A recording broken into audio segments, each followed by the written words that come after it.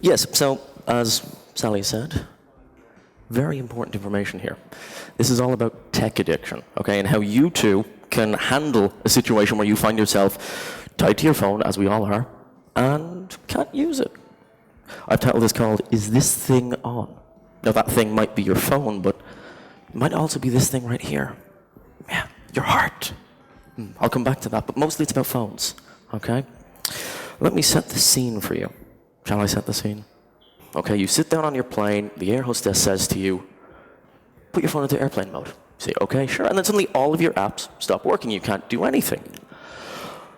What do? Huh? You're in airplane mode, damn you. Airplane mode is the worst mode. The best mode, of course, being pie a la mode. I'm pretty sure I stole that from somebody else, so blame them for the lack of laughter that happened there. So what you really want to do is use some of these tools and coping mechanisms that I came up with to get yourself through that flight. As you're probably figuring out at this point, I did make this presentation during a flight on Google Slides, so it's gonna look pretty dodgy. It gets weird near the end, okay? First, reread old social media information, okay? Read the tweets again. Look at your tweets that didn't do well, your tweets about going to front trends, that weren't even liked by the Front Trends official Twitter account. That's dark. You can look at your friends on Facebook and say, who are you? Who am I? Who are any of us, really? Sorry, that was a existential hangover from Alberta's talk earlier about, death. Great and terrifying. Brilliant combination. But you say, that's the past, man, okay? We want the future. So the future, your calendar. Start putting in your events for the weekend, things you're going to do, micro-plan. Visualize those events, what you want out of life, okay? Be it beer, be it weeping softly in the bathtub. You weren't supposed to see that one. Okay, I think we're supposed to scroll up a bit, so ignore. Moving on, you say, look at the world outside, Keith. It's beautiful. It's all of creation. It's not. It's clouds. Okay, you can't see anything. But if you're Photoshop Express, bang, artwork.